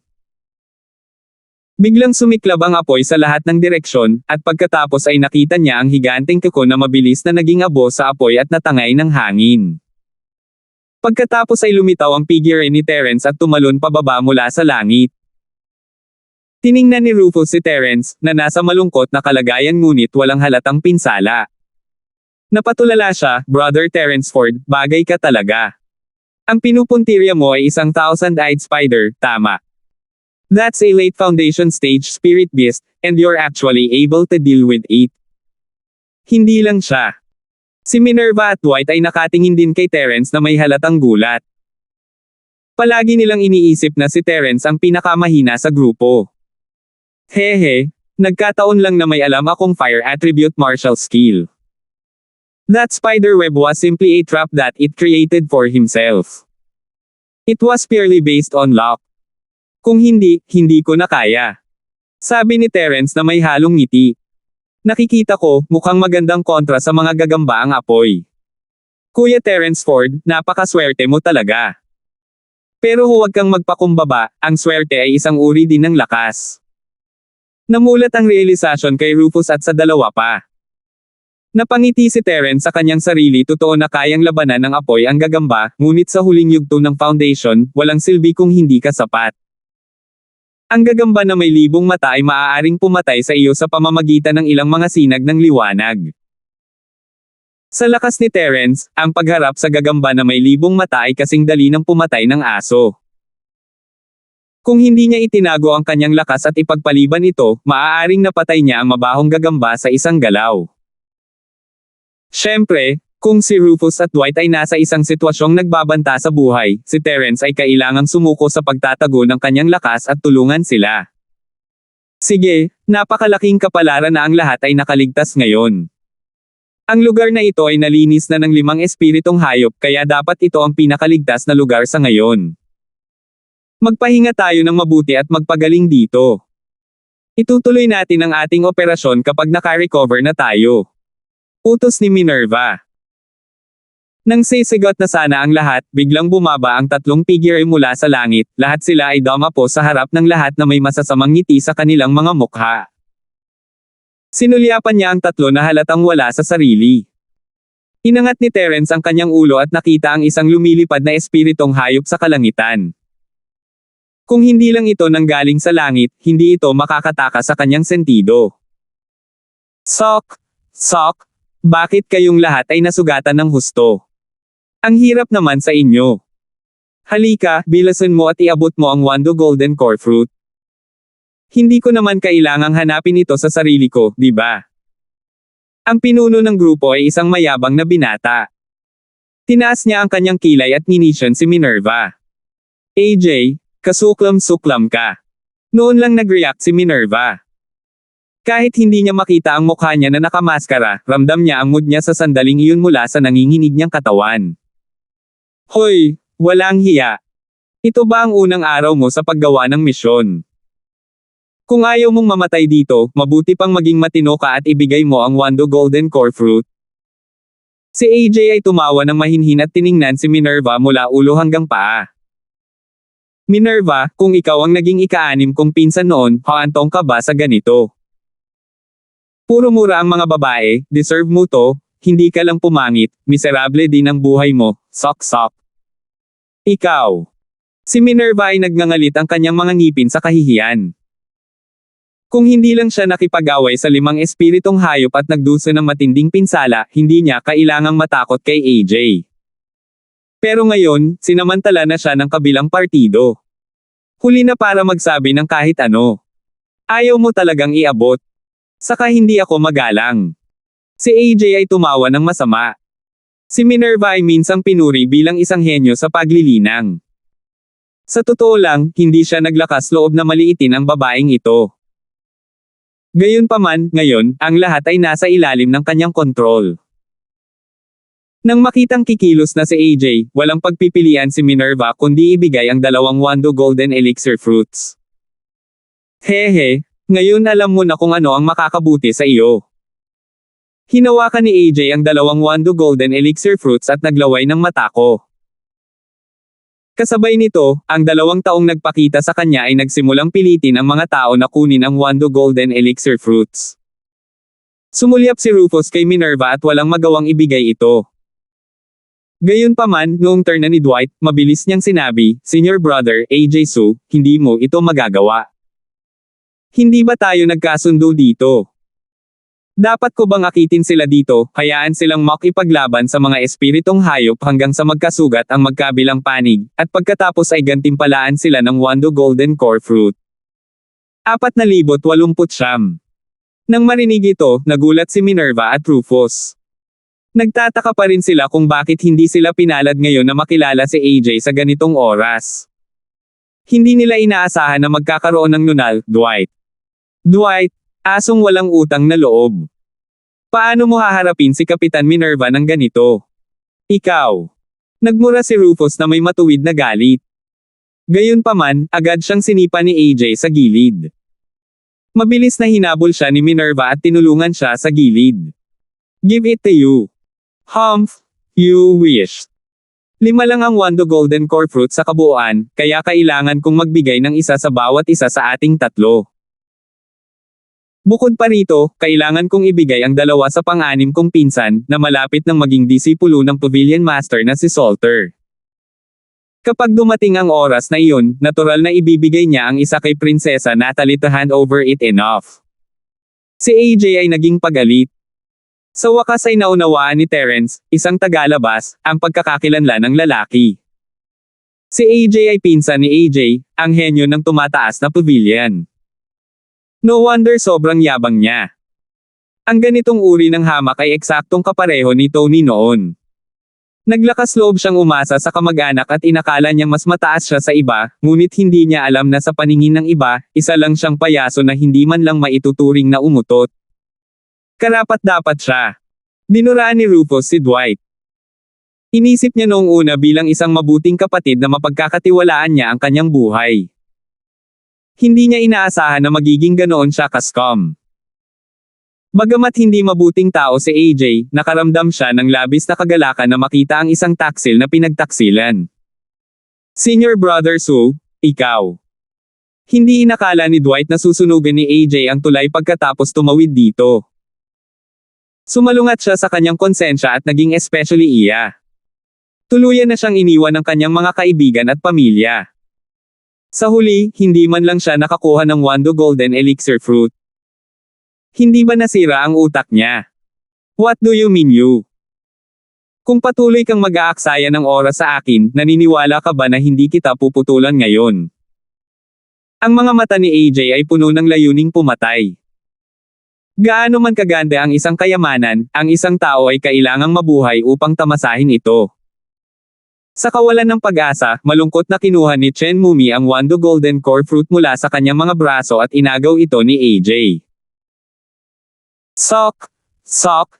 Ito ay isang magandang bagay na hindi mo mabibili kahit gaano pa karaming mga espiritual na jade ang mayroon ka. Sa kayamanan na ito bilang isang ladrilyo na kumakatok sa pinto, hindi lamang magiging alagad ni Pavilion Master Salter ang aking pang-anim na pinsan, ngunit maaaring magkaroon din siya ng double happiness. Baka kunin pa niya si Miss Salter at maging apo ng Pavilion Master Salter Law. Si AJ ay sumulyap kay Minerva ng sarkastikong at nginisyan, "Minerva, bihira na ang isang tulad mo na makapansin ng kapatid ko, pero ayaw mo pa rin. Hahaha, nagsisisi ka na ba ngayon? Sa kasamaang palad, ito ay walang silbi. Isa kang pangit na pumangit na halimaw. Not to mention my brother, kahit sinong random na pusa o aso sa gilid ng kalsada ay hindi ka gusto." Si Minerva ay nagngangalit ang kanyang mga ngipin sa galit, ngunit hindi niya ito pinabulaanan. Sa halip na makipagtalo sa mayabang na hamak na ito na alam lamang kung paano gamitin ang kanyang kapangyarihan upang takutin ang iba, maaari rin niyang iligtas ang kanyang lakas. Sa oras na ito, ang ibang tao na dinala ni AJ ay lumakad sa harap ni Terence, ang kanyang ekspresyon ay alangan, "May mali ba sa utak mo? Ang tagal mo nang nag-uusap, bakit hindi ka magmadali at iabot ang Wando Golden Core Fruit? Naghahanap ka ba ng kamatayan? Hindi ka ba marunong gumamit ng utak para mag-isip? Sa tingin mo ba ang isang country bumpkin na tulad mo ay maaaring magkaroon ng ganoong kayamanan?" Tumingin si Terence sa kanya at ngumiti, hindi kumikibo, isang bungkos ng basura. "Ibaba ang Wando Golden Core Fruit ngayon at umalis ka sa aking paningin. Kaya ko pang iligtas ang buhay mo." "Ga!" Lumingon ang lalaki at tumingin kay AJ na para bang narinig niya ang pinaka-nakakatawang biro sa mundo. He started laughing crazily and pointed at Terence, humihingal, "Oh, tinitingnan ang iyong hitsura, naisip ko na ikaw ay isang bansa na bumpkin. Hindi ko inaasahan na ikaw ay maging isang matigas. Hahaha, iyon ay isang kamanghamanghang pahayag, ngunit sa kasamaang palad, sa harap ko, isang dalubhasa sa yugto ng late foundation stage, ano ka ba, little brat? So ayaw mong iabot? Sige, I'll reluctantly fulfill your wish." Tinapos ni Terence ang kanyang pangungusap at itinapon ang ika-29 na estilo ng Wildfire Feast. Boom! Hindi man lang nagkaroon ng pagkakataon ang lalaki na mag-react. Ang kanyang pagtawa ay biglang tumigil, at ang kanyang ulo ay hinaypan, naiwan lamang ang isang walang ulo na bangkay na dahan-daang nahulog sa lupa. Kahit sa kamatayan, hindi niya naintindihan kung paano siya namatay sa kamay ng naturang bansang bumpkin. Hiss! Ang biglaang pagliko ng mga pangyayari ay nagpalanghap ng malamig na hangin sa lahat. Napatingin silang lahat kay Terence dahil sa gulat. Si Minerva at Rufus ay parehong takot na tanga. Palagi nilang iniisip na si Terence ang pinakamahina. Pinaghirapan pa nila si Terence sa pagdadala ng mga elixir para sa kanila, at naisip pa nila na alaga nila si Terence. Ngayong naisip na nila ito, hindi nila maiwasang mamula. Nakakatawa na hindi nila maipakita ang kanilang mga mukha. Isang yumaong foundation stage practitioner ang pinatay ni Terence sa isang suntok ng walang anumang pagtutol anong uri ng nakakatakot na lakas ito. Ikaw. Isa kang Ores Core Stage Senior. Anong nangyayari? Ang isa pang kampa na dinala ni AJ ay labis na natakot kaya naihi siya sa kanyang pantalon nang makita niya ang brutal na eksenang ito. Nauutil niyang tanong. Ang mukha ni AJ ay namutla din sa takot. Ito ay malinaw na isang walang kamali-mali na plano, at ang Wando Golden Elixir Fruit ay nasa kanyang mga kamay na. Sinong mag-aakala na bigla siyang sisipain ng bakal na plato at lalabas ang isang demonyong nagkatawang tao? Bagamat siya ay natakot, si AJ ay tumingin sa Wando Golden Elixir na prutas sa kanyang kamay nang hindi sinasadya. Bigla siyang sumigaw ng may mabangis na ekspresyon, hindi. Siya ay tiyak na hindi. Sa karamihan, siya ay nasa tuktok ng huling yugto ng pagtatatag ng foundation. Kung sabay nating atakihin siya, hindi ako naniniwalang hindi natin siya mapapatay. Nang matapos siyang magsalita, hinanda ni AJ ang sarili at sumalakay. Ang underling na umihi sa kanyang pantalon ay hindi rin naglakas loob na mahulog. Walang dahilan para isuko niya ang Wando Golden Core Fruit na mayroon na siya. Siya ay umungal at sinugod si Terence. Mag-ingat. Mabilis na paalala ni Minerva at Rufus. Hindi pa sila lubusang nakaka-recover sa pagkabigla sa madugong eksena kanina lang. Subconsciously, naramdaman nila na kahit gaano pa kalakas si Terence, hindi siya makakalaban nina AJ at Rufus. Gayunpaman, bago matapos ang dalawa sa kanilang mga salita, tumayo si Terence sa kinaroroonan niya at hindi umiwas. Itinaas niya ang kanyang kamay at ginamit ang nagngangalit na apoy na 8 trigram na palad, na sinundan ng isang malakas na putok. Nataman at pinalipad ang kampa ni AJ, bumagsak sa ilang puno. Nang tuluyan na siyang bumagsak sa lupa, punong-puno ng mga lubak ang kanyang katawan. Ang kanyang katawan ay binugbog ng hindi na makilala, pabayaan ang kanyang buhay. Sisubog na sana ang anit ni AJ nang makita niyang lumingon sa kanya ang nakakatakot na tingin ni Terence. Nagpakawala siya ng hindi makataong sigaw at gumulong para pigilan ang kanyang momentum, napaluhod siya ng may malakas na putok. 4,900 po. Siya ay yumuko kay Terence at nagmakaawa, Ores Core Stage Senior, mangyaring extra ang aking buhay. Ang mababang ito ay nabigo upang makilala ang Mount Tai. Hindi ako maglakas loob na gawin ito muli. Pagkatapos, kung gayon ay hindi ko gusto ang alinman sa Wando gininto ang core fruits. Ibibigay ko silang lahat sa Iho. Bilang pinsan ni AJ, nakita ni AJ ang kanyang makatarungang bahagi sa mundo. Ang 29 na anyo ng nakaraang wildfire feast ni Terence ay nasa foundation stage lamang, ngunit ang palad na ito ay malinaw na nasa unang yugto ng Golden Core. Tanging ang mga eksperto sa Golden Core stage lamang ang makakabisado ng Golden Core stage martial arts techniques. Ito ay isang hindi may kakaila na katotohanan. Gaano man ka-arrogant si AJ, hinding-hindi siya mangangahas na maging mapangahas sa harap ng isang Golden Core stage expert. Kahit na ang kanyang kapatid na henyo na pinsan ay nasa perpektong yugto ng pagtatatag ng foundation. Gusto mo bitawan na kita? Mahinang sabi ni Terence habang nakataas ang kanyang mga mata. Oo, alam kong mali ako. Hindi ko na uulitin. Isa kang mataas at makapangyarihang Golden Core Stage Senior. Hindi karapat-dapat na madumihan ang iyong mga kamay sa pamamagitan ng pagpatay sa akin. Lumuhad si AJ sa lupa nang walang pakialam sa kanyang imahe at humingi ng awa na may uhog at luha. Sinabi mo rin na kontrabida ka at gusto kitang palayain para makuha mo ang pang-anim mong pinsan para patayin ako, di ba? Nakangiti ang mga labi ni Terence. Hinding-hindi ako maglalakas loob na gawin iyon. Isa kang Golden Core Stage Senior. Kahit ang pinsan ko ay hindi kakalabanin. Mabilis na yumuko si AJ sa takot. Malamig na tumikim si Terence at hindi pinansin ang pagmamakaawa niya. Nilinggan niya si Dwight, that wooden Dwight, sabi mo ikaw ang umakit sa mga taong ito dito. Si Dwight ay natakot na sa kanyang talino, at nag-react lang pagkaraan ng ilang sandali. Lumuhad siya at nagmakaawa kay Terence, Senior, please spare my life. Napilitan ako sa kanila. Kung hindi ko sinunod ang utos nila, hindi ako makakapatong sa North Island. Hahabulin ako nila. Bibigyan kita ng pagkakataong patayin siya. Utos ni Terence, walang ekspresyon ang kanyang mukha. Sabay na nagulat sina Dwight at AJ. Ang mukha ni AJ ay puno ng takot, habang si Dwight ay medyo nag-aalangan. Hindi siya malambot ang puso. Sinunog ni AJ ang tulay pagkatapos tumawid sa ilog. 1,000 beses na niyang pinahirapan at pinatay ang bastard na ito sa kanyang puso. Gayunpaman, si AJ ay pinsan ni AJ. Kung siya, si Dwight, ay nang-ahas na patayin si AJ, kahit na makaligtas siya ngayon, tiyak na mamamatay siya kapag bumalik siya sa North Island. How dare you, Dwight? Kung maglakas loob kang hawakan ang isang buhok ko, hahayaan kitang mamatay ng walang buo na bangkay. Nagbanta si AJ sa gulat at galit. Bumilis ang tibok ng puso ni Dwight, ngunit nang makita niya ang matalim na tingin ni Terence, mabilis siyang tumayo at hinanda ang sarili para salakayin si AJ. Kung papatayin niya si AJ, hahanapin lang siya sa hinaharap.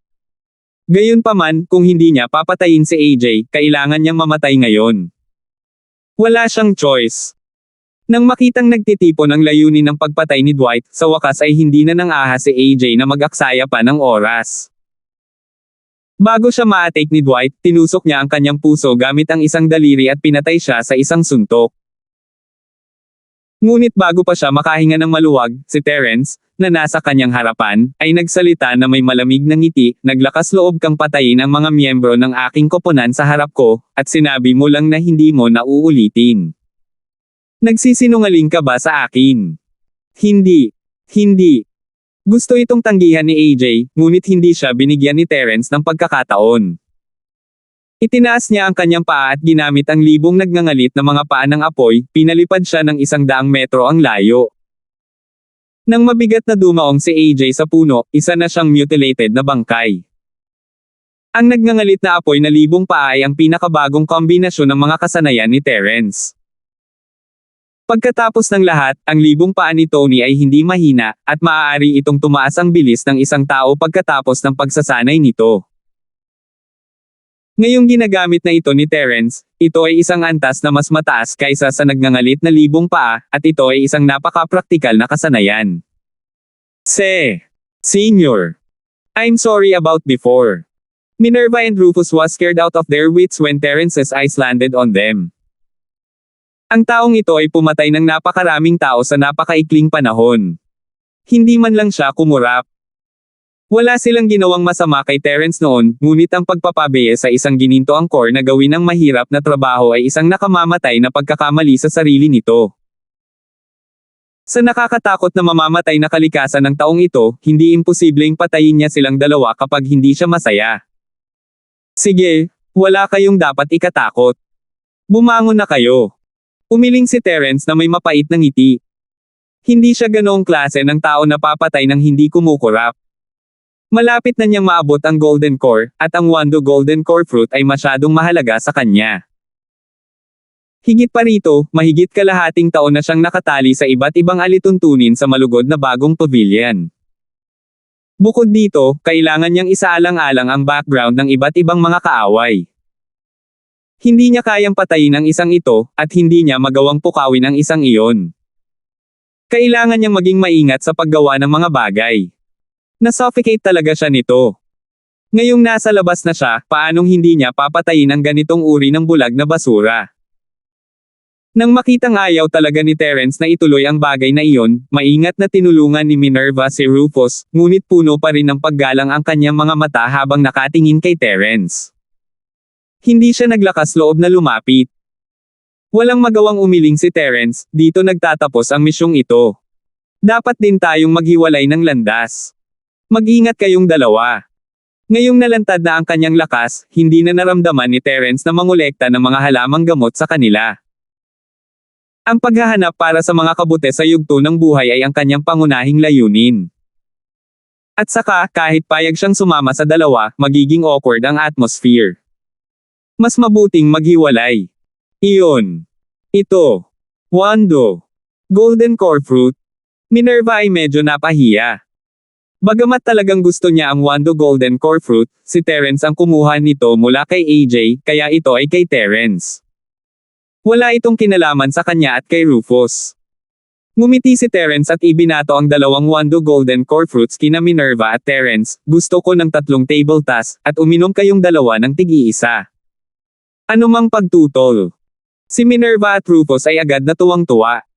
Nagpasalamat sila, hindi. Salamat, Senior. Salamat, Senior. Hindi na kailangan, ito ang nararapat sa iyo. Ikinaway ni Terence ang kanyang kamay. Nagkatinginan sina Minerva at Rufus at naglakas loob na sabihin, hinding-hindi namin makakalimutan ang dakilang kabaitan ng Senior. Halos tapos na kami sa aming misyon, ngunit wala kaming sapat na lakas tao. Bukod dito, pareho kaming malubhang nasugatan, kaya naghahanda kaming bumalik ngayon. Gayunpaman, isasama namin ang espiritong ibon. Anong plano ni Senior? Ang inaalala ni Minerva ay kung aalis sila ngayon, iiwan nila si Terence mag-isa sa mapanganib na bundok na ito. Kung walang lumilipad na espiritong hayop na masasakyan, kahit na ang kabilang partido ay isang makapangyarihang Golden Core Stage Master, ito ay magiging napakahirap. Salamat po at sinamahan ninyo ako, ingat lagi mga Master.